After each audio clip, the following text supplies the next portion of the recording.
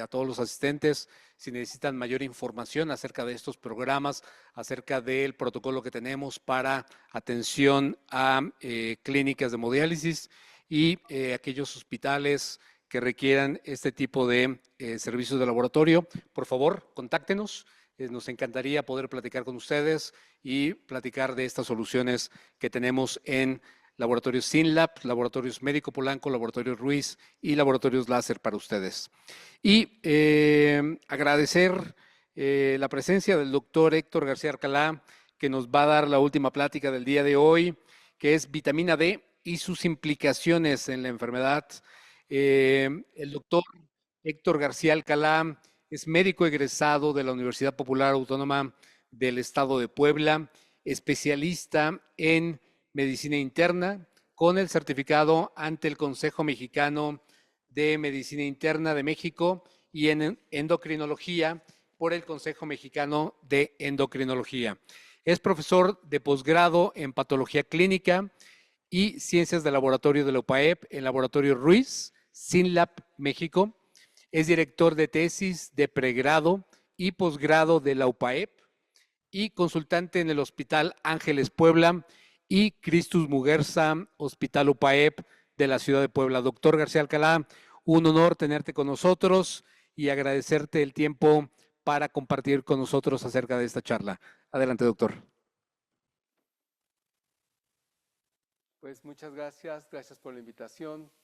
Otro año más en este tan importante curso, pues siempre muy honrado de estar aquí.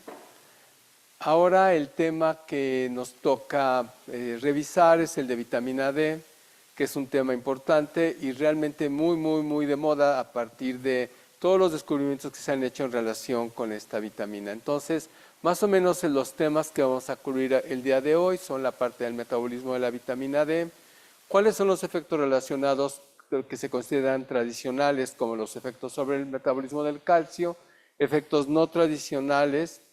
Y bueno, vamos a hablar un poco de por qué es tan complicado establecer cuál es el valor normal de vitamina D, qué es lo que se recomienda como suficiencia de vitamina D. Vamos a hablar un poco de la toxicidad de vitamina D, cuáles son las recomendaciones generales para medir la vitamina D y cuál sería la suplementación. Y vamos a hablar un poco de nuestra experiencia en relación a la vitamina D y lo que pasó durante la pandemia de COVID. Entonces, el papel de la vitamina D en la regulación de la homeostasis del esqueleto y el metabolismo de calcio es muy reconocido. Seguramente desde finales del siglo XIX y el XX hubo un boom en relación al conocimiento de la vitamina D y su relación con el calcio. Sin embargo, en los últimos años ha habido una explosión de estudios epidemiológicos que han asociado a la vitamina D con otros efectos interesantes como enfermedades cardiovasculares, enfermedades con cáncer, enfermedades autoinmunes y algunas enfermedades infecciosas. Y sí vale la pena aclarar a partir de ahora, y lo vamos a ver en muchas ocasiones durante la plática, es que los estudios observacionales que tienen relaciones muy contundentes no coinciden con los estudios de intervención. Esto quiere decir que aunque se encuentran asociaciones muy fuertes en los estudios, en el momento que se intenta suplementar con vitamina D a los pacientes con el objetivo de tener algún desenlace benéfico, no ha sido muy concluyente. Bueno, entonces hay que empezar mencionando que la vitamina D puede ser considerada o no como una vitamina, definiendo vitamina como un nutriente que debe ser ingerido porque no se genera en forma endógena. Y ya que su ingestión no es indispensable en aquellos que se exponen en forma suficiente a rayos ultravioleta. Si una persona se expone normalmente, pues los niveles de vitamina D están cerca de lo normal. En casos de escasa exposición al sol, debido a variabilidades estacionales, el tipo de ropa que usamos o permanecer en el techo por tiempo prolongado, han favorecido el incremento en la población del consumo de alimentos enriquecidos. De hecho, se ha promovido enriquecer algunos alimentos con vitamina D o fortificados con vitamina D. La fuente principal de la vitamina D con mucho es la fotosíntesis en la piel y También se puede obtener de fuentes vegetales, lo que es la vitamina D2 o ergocalciferol, o de fuentes animales como es el colecalciferol. Y como no se recomienda ahora la exposición prolongada a la luz solar, digo, nadie lo recomendamos mucho por el riesgo de lesiones en la piel irremediables, los requerimientos diarios son cubiertos con alimentos que están fortificados con vitamina D o lo que ahora está muy de moda, tomar dosis farmacológicas de vitamina D en forma regular para cubrir las necesidades de vitamina D. Entonces, tanto la vitamina D2 como la vitamina D3 no tienen ningún efecto biológico y para tener un efecto deben someterse a 2 hidroxilaciones para tener el efecto biológico. Entonces, más o menos se ve así en el lado izquierdo. Vemos lo que sucede después de la producción de vitamina D en forma endógena por la exposición de la piel a la luz ultravioleta, y en el lado derecho lo que sería la absorción a través de alimentos o suplementos. Entonces, la vitamina D, después de que se absorbe en el intestino, viaja con los kilomicrones y la vitamina D3 se une a un transportador, que es la proteína transportadora de vitamina D, y llegan al hígado en donde se realiza la primera hidroxilación a través de la 25-hidroxilasa y el resultado es la 25-hidroxivitamina D. Entonces, la 25-hidroxilación es el primer paso identificado de la vitamina D y la 25-hidroxivitamina D es la forma más frecuente. Es muy importante porque es la forma como se determina la vitamina D en los laboratorios. Es la forma más abundante en el cuerpo. Ahora, algo que es importante mencionar es que la primera hidroxilación de la vitamina D3 y vitamina D2 a 25-hidroxivitamina D casi no tiene ningún mecanismo de control, absolutamente. Por eso se considera que lo que se produce de vitamina D por la piel, lo que se ingiere y lo que hay de 25-hidroxivitamina D es casi igual. Es un paso casi sin ningún control, no tiene ninguna regulación. Esta 25-hidroxivitamina D, que es biológicamente inactiva o tiene muy poquita actividad, requiere una nueva hidroxilación para activarse a la hormona activa, que es la 1,25-dihidroxivitamina D, también conocida como calcitriol. Y esto se realiza a través de la enzima 1-alfa-hidroxilasa en el túbulo renal proximal. Entonces, esta segunda hidroxilación sí es una vía activante de la vitamina D. Entonces, lo que tenemos es que la 25-hidroxivitamina D que se genera de la primera hidroxilación debe exponerse a la 1-alfa-hidroxilasa para convertirse en la 1,25-dihidroxivitamina D, que es la forma activa. Esta vía metabólica, al contrario de la vía de la 25-hidroxivitamina D, sí tiene muchos mecanismos de control. Primero, depende absolutamente de la hormona paratiroidea. Si no hay hormona paratiroidea, la expresión de la 1-alfa-hidroxilasa es muy baja, y esto lo vemos en pacientes que tienen hipoparatiroidismo primario o hipoparatiroidismo postquirúrgico, y eso nos guía mucho cuál es la mejor suplementación de vitamina D. En el caso, el calcio, el fósforo y el factor de crecimiento de fibroblastos 23 ejerce un efecto negativo sobre la 1-alfa-hidroxilasa. También la 1,25-dihidroxivitamina D ejerce un efecto de retroalimentación negativa sobre la 1-alfa-hidroxilasa, y creemos que esa es una forma de control para que no se haya una sobreproducción de vitamina D. También otra vía es que la 25-hidroxivitamina D no se exponga a la 1-alfa-hidroxilasa y más bien a la 24-hidroxilasa, lo cual nos daría la 25-24-hidroxilasa, que también es una forma inactiva. Entonces, lo que es importante destacar aquí es que esta vía metabólica sí tiene una serie de controles. Bueno, los principales efectos de la 1,25-dihidroxivitamina D es que, esta vitamina actúa sobre un receptor nuclear, específicamente los efectos más tradicionales sobre el intestino, sobre el riñón, sobre el hueso y sobre las glándulas paratiroides. Entonces, el efecto más tradicional, más reconocido y más antiguamente estudiado es el que tiene la 1,25-dihidroxivitamina D en el intestino. Entonces, su principal efecto es que promueve la absorción de calcio. Entonces, la eficiencia en el intestino delgado para absorber calcio se incrementa mucho por la 1,25 dihidroxivitamina D. Esto quiere decir que sí se absorbe calcio sin la vitamina D y como vamos a ver más adelante se requiere un nivel críticamente bajo de vitamina D para que esto no se produzca, pero favorece mucho la absorción. El sitio principal de acción es el duodeno y lo realiza a través de la apertura de canales de calcio, el TRPV6, en la membrana intestinal, ingresan al enterocito y son liberados por la zona vasolateral hacia la circulación. Algo que hay que destacar es que también el transporte de fósforo depende de la vitamina D y siempre este es un tema en pacientes con insuficiencia renal o en pacientes que tienen hipoparatiroidismo por el riesgo de que cursen con hiperfosfatemia. La zona principal de absorción de fósforo es el yeyuno y se realiza a través de la expresión de un transportador de sodio-fósforo.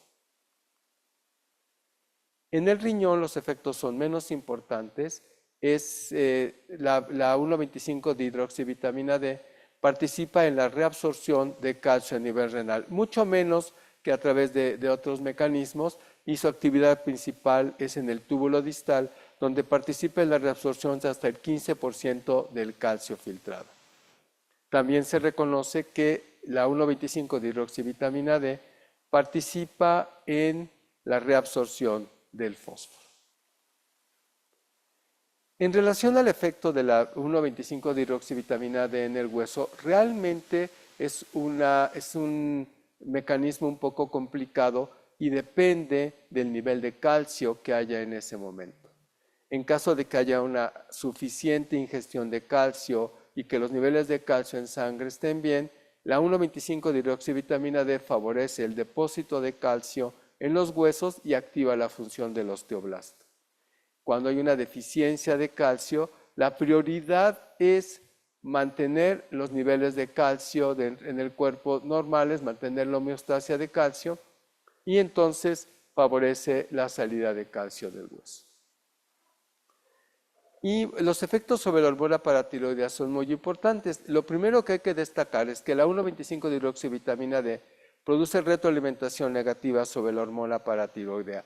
Este fenómeno ahora es muy importante en pacientes que tienen disminución de la densidad mineral ósea, les medimos hormona paratiroidea y la tienen elevada y esto se debe a que tienen una deficiencia de vitamina D y se puede corregir con la administración de vitamina D. Entonces el mecanismo por el cual la 1,25 dihidroxivitamina D inhibe la secreción de PTH incluye dos mecanismos. Primero, disminuye la transcripción génica de la hormona paratiroidea y la segunda, que probablemente sea la más importante, aumenta la expresión de los sensores de calcio en las paratiroides, aumentando la capacidad del sensor de suprimir la producción de hormona paratiroidea. Bueno, ¿cuáles son los efectos que ahora se están poniendo muy de moda y que no tienen relación con el metabolismo del calcio? Primero, efectos sobre la proliferación celular y cáncer. Segundo, efectos sobre la autoinmunidad. Tercero, que es muy importante, el efecto sobre la fuerza muscular y prevención de caídas. Y el último, el efecto en el sistema cardiovascular. Entonces, la relación entre la vitamina D y el cáncer se reconoce desde 1981, cuando salen las primeras publicaciones en relación de la relación inversa entre los niveles de calcio y la prevalencia de algún tipo de cáncer.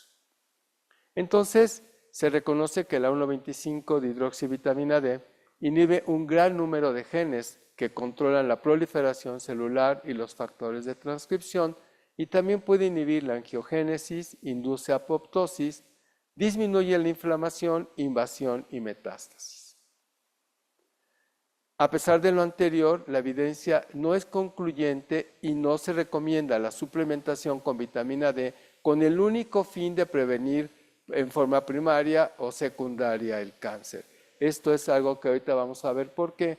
Y bueno, se considera que niveles por abajo de 20 nanogramos confieren algún riesgo de cáncer.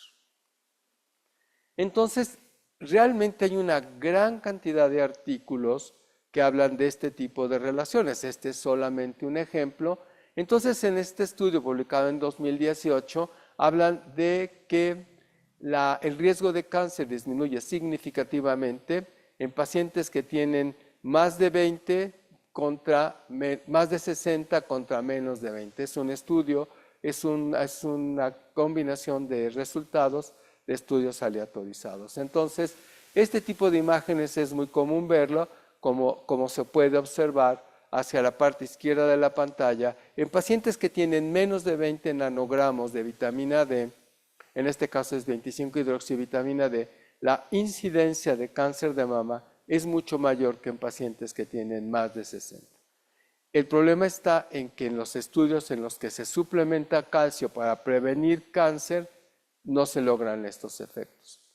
Y de alguna forma, en este artículo, en esta especie de comentario publicado en el New England, habla de que si realmente la vitamina D está en este nivel como para ser considerada para prevención de cáncer, que hacen un resumen, presentan 3 artículos que incluyen una gran cantidad de población y que se intervino con diferentes dosis de vitamina D. En el primero 100,000 cada 4 meses, 110,000 al día, más calcio, más bien 1,100 más, o en el otro 400, y en ninguno de los estudios se logró concluyentemente decir que se podía prevenir algún tipo de cáncer. Entonces, a pesar de que la evidencia epidemiológica es muy importante y los estudios de observación, en los estudios de intervención la respuesta es aún no concluyente. Algo que también se menciona mucho es que parece que la relación entre cáncer y vitamina D es casual y no causal. Porque, los pacientes con cáncer pueden tener muchas razones para tener niveles bajos de vitamina D y no necesariamente que sea la causa. Hay muy pocos estudios de intervención en forma prospectiva y creo que debemos esperar resultados a largo plazo. Aún ahora no hay muchos estudios en relación a esto. En relación al sistema inmune, se ha reconocido que casi todas las células del sistema inmunitario expresan un receptor de vitamina D. En general, los efectos de la 25-hidroxivitamina D son, primero, aumentan las defensas naturales contra infecciones bacterianas.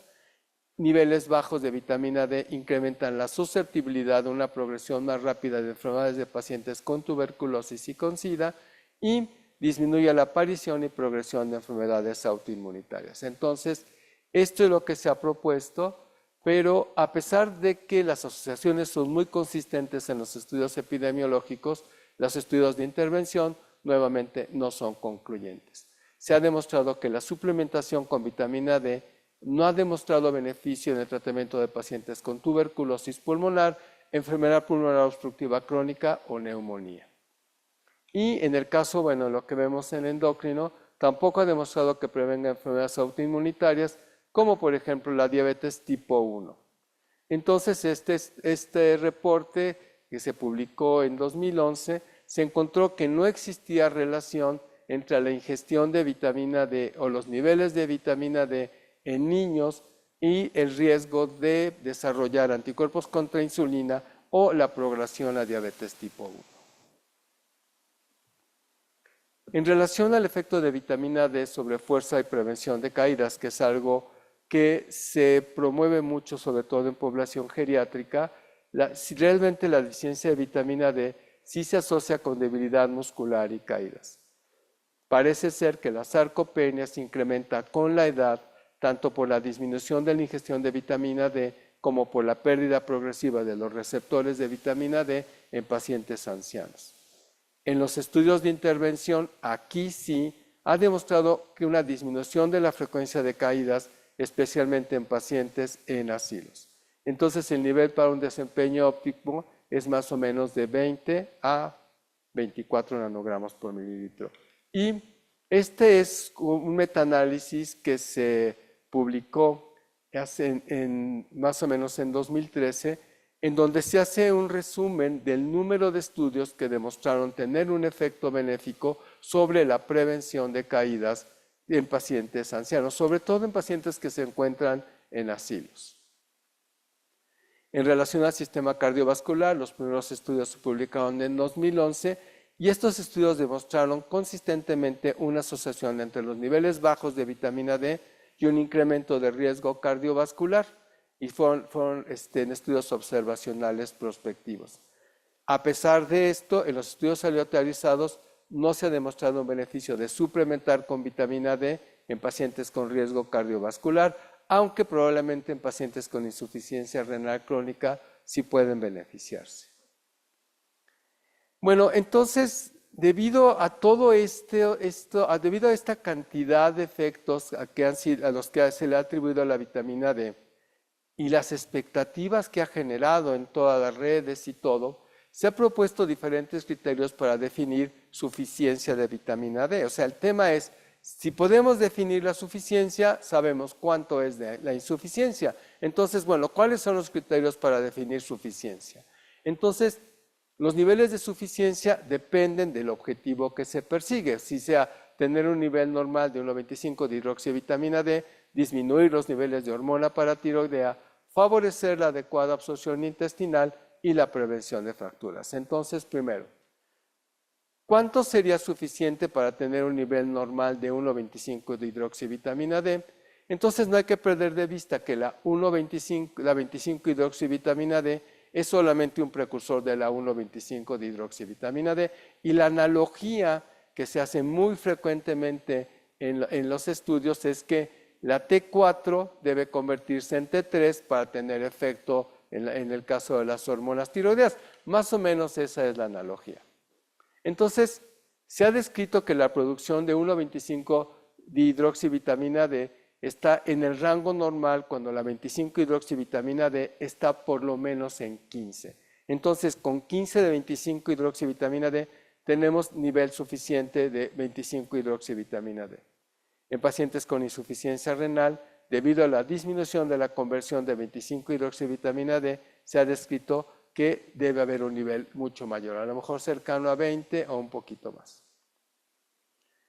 ¿Cuál sería el nivel de suficiencia para suprimir la PTH, que ya vimos que es muy importante? Entonces, conforme disminuyen los niveles de 25 hidroxivitamina D, se observa una disminución de absorción intestinal de calcio. Como consecuencia, lo detecta las glándulas paratiroideas y aumentan los niveles de hormona paratiroidea con el objetivo de estimular la conversión de 25 hidroxivitamina D a 1,25 dihidroxivitamina D. Este incremento de la hormona paratiroidea puede promover la reabsorción ósea y la pérdida de hueso y hacer que los pacientes no respondan al tratamiento de osteoporosis o favorecer la progresión de osteopenia a osteoporosis. Entonces, la concentración estimada para suprimir hormona paratiroidea varía mucho entre los estudios, pero en general se considera que debe ser 20. ¿Cuánto sería suficiente para promover la absorción intestinal? Entonces, cuando los niveles de 25 hidroxivitamina D están sustancialmente reducidos por deficiencia de substrato, ya sea porque no se ingiere o porque no se expone al sol el paciente, los niveles de hidroxivitamina D también disminuyen a pesar de que aumenten los niveles de hormona paratiroidea, y como consecuencia disminuye la absorción intestinal de calcio. El nivel asociado con disminución de absorción de calcio es de 4.4. Entonces, fíjense cómo realmente se necesita un nivel muy bajo de vitamina D para que disminuya la absorción. Y se considera que la absorción máxima se logra a niveles de 30 a 50 nanogramos por mililitro, y niveles mayores de 50 no ofrecen ningún beneficio en relación a la absorción. Bueno, y entonces el tema más interesante es cuánto sería suficiente para la prevención de fracturas.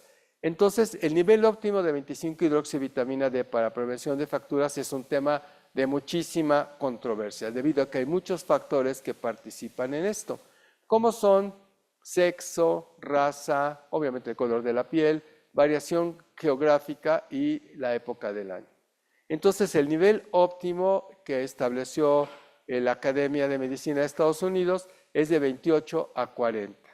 Hay mucha controversia y, por ejemplo, este estudio que se publicó en 2022, me parece, dice que los niveles de vitamina D solamente, o sea, la suplementación con vitamina D solo es útil si el paciente tiene menos de 12 nanogramos por mililitro. Entonces parece ser que en pacientes que tienen insuficiencia de vitamina D, la suplementación con vitamina D no mejora mucho más la calidad del hueso.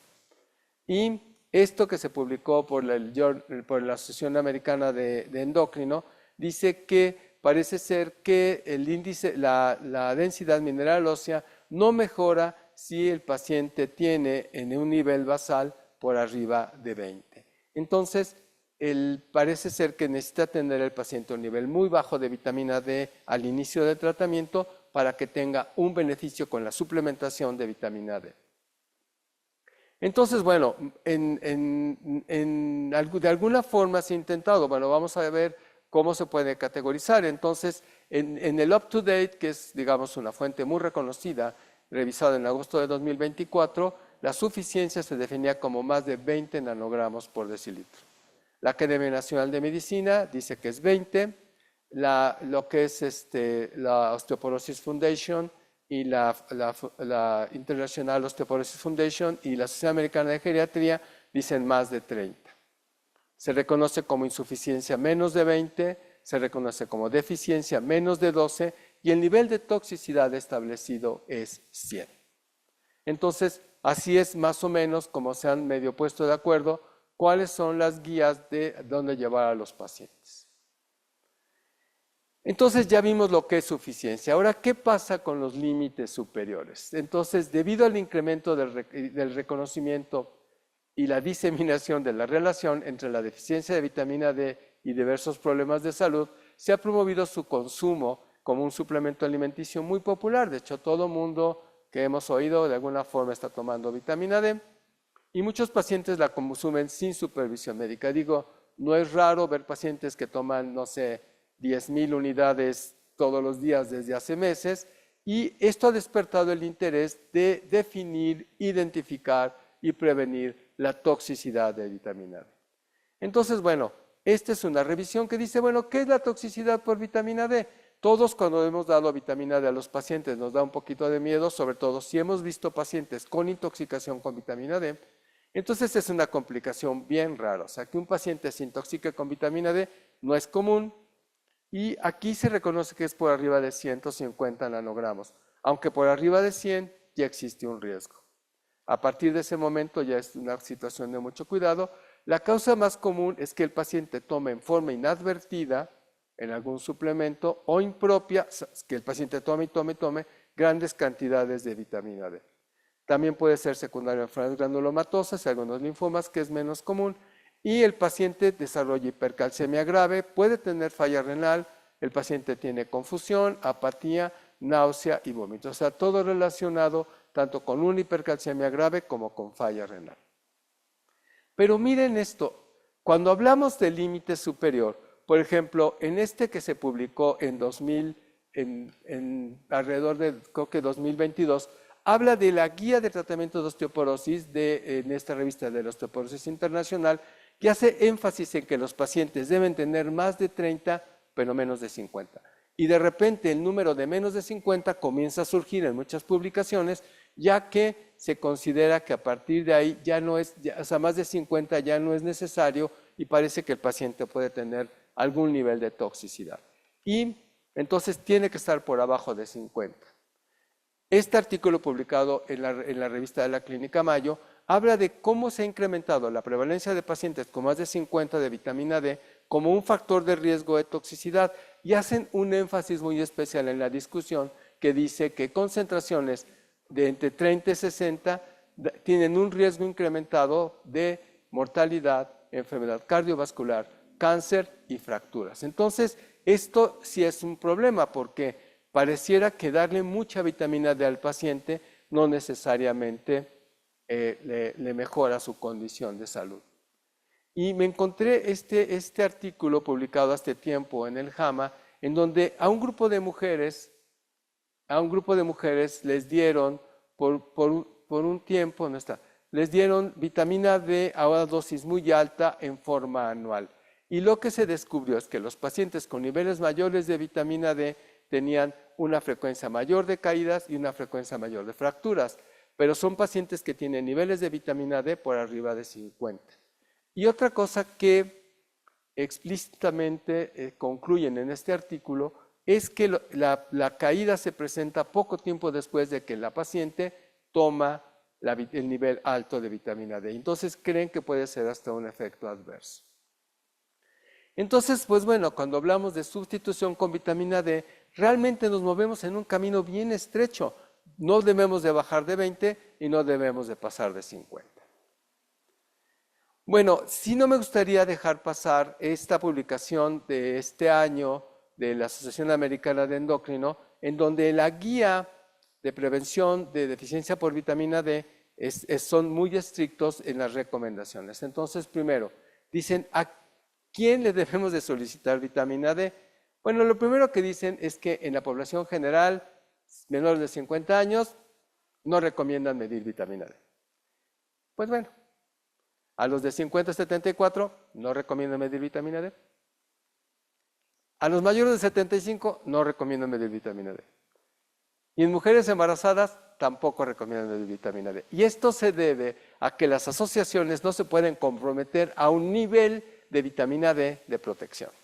En cambio, aunque son muy insistentes en que no se recomienda pedirlo, sí recomiendan el uso empírico de vitamina D en niños y adolescentes, en población mayor de 75 años, en embarazo y en pacientes con prediabetes. Porque, aunque no lo note, probablemente la suplementación con vitamina D prevenga la diabetes. Entonces, bueno, ¿a quién puede ser el grupo que de primera intención les debemos de pedir vitamina D? Bueno, entonces la suplementación de vitamina D es lo que está anotado aquí. Son las recomendaciones que se dan. Debe de estar por lo menos 400 unidades al día, de 400 a 600 unidades al día es lo que debe de tomar un paciente. Entonces, bueno, ¿a quién sí se le puede recomendar? Bueno, a pacientes que tienen disminución de la masa ósea. Si tenemos un paciente que tiene osteopenia, osteoporosis, le pedimos. Pacientes que tienen raquitismo, pues obligatoriamente. Pacientes que tienen enfermedades asociadas con mala absorción, pacientes que tienen hipocalciemia inexplicada y en pacientes en riesgo de enfermedades autoinmunes probablemente sea también una indicación, aunque ya vimos que en pacientes con alto riesgo de diabetes tipo 1 no mejora mucho. Bueno, entonces aquí quise presentar un poquito, bueno, cómo está lo de la vitamina D en nuestra ciudad. Entonces, bueno, estudiamos 65.453 reportes de pacientes que se tomaron una muestra para vitamina D a partir de 2016.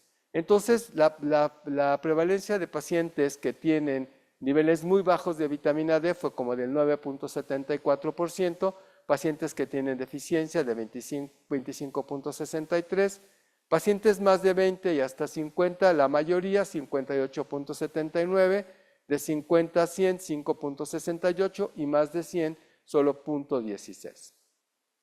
Cuando vemos por hombres y mujeres, lo que destaca es que claramente los hombres tienen más frecuentemente menos vitamina D, está en el grupo de 12 a 20, tienen 27.7 contra 25% de las mujeres, y en el caso de mayor de 50 y menos de 100, hay una diferencia también estadísticamente significativa, las mujeres tienen más frecuentemente más de 50 y menos de 100.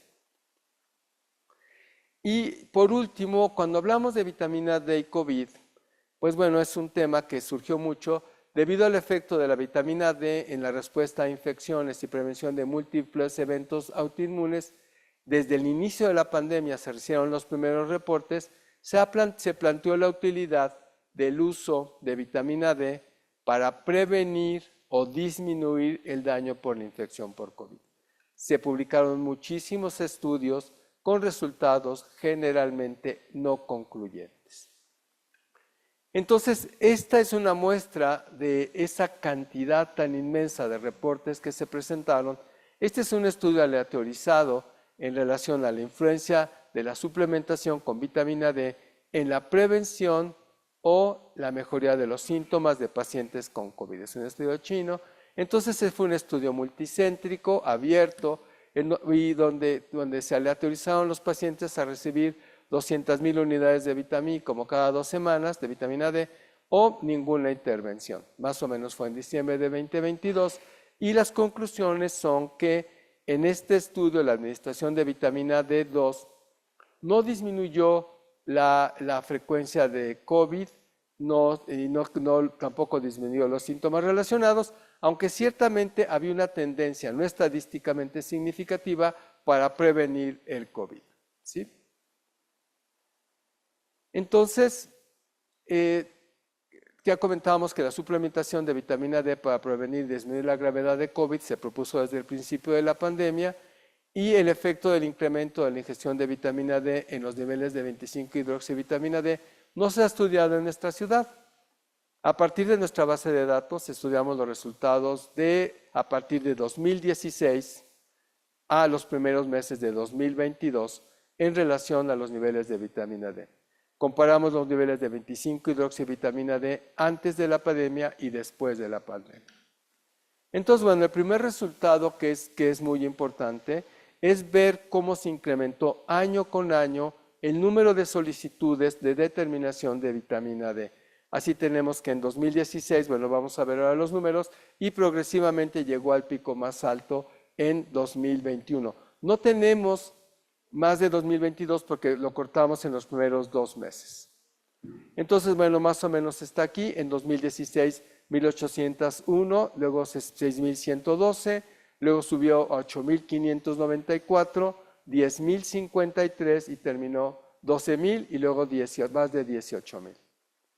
Entonces, bueno, el dato que seguramente es más interesante es esto. Estas son las medias de los niveles de vitamina D, y como podemos encontrar en la época prepandemia, las diferencias entre los del 2016 a 2019, esas diferencias no fueron estadísticamente significativas entre los años, pero desde 2020, 21 y 22 las diferencias fueron definitivamente estadísticamente significativas. Y entonces, cuando comparamos en años, bueno, lo que podemos ver es que el promedio prepandemia era de 23.3 y durante la pandemia aumentó a 27.31. Parece una diferencia muy chiquita, quizá de 2, pero no hay que perder que 2 es el 10% del rango de la vitamina D normal. Entonces, sí es un cambio muy importante. Otro resultado que observamos es que, bueno, si dividimos a los pacientes, si consideramos que suficiencia es más de 30, entonces el porcentaje de pacientes con suficiencia subió de 27.6 en la época prepandemia a 34% durante la pandemia. Entonces, este resultado también fue estadísticamente significativo, y entonces, bueno, a pesar de que todos los estudios decían que no se debería de suplementar, pues bueno, la verdad es que todo mundo tomamos vitamina D. Bueno, entonces las conclusiones son que la vitamina D es una hormona con un efecto reconocido en diferentes órganos del cuerpo, principalmente en el hueso. A pesar de que los estudios de la deficiencia se han relacionado con muchas enfermedades, en los estudios observacionales hay una gran asociación, en los estudios de intervención aún no son concluyentes. La única excepción puede ser prevención de caídas, y tampoco se ha demostrado un efecto en prevención o disminución de los síntomas de COVID. Muchas gracias.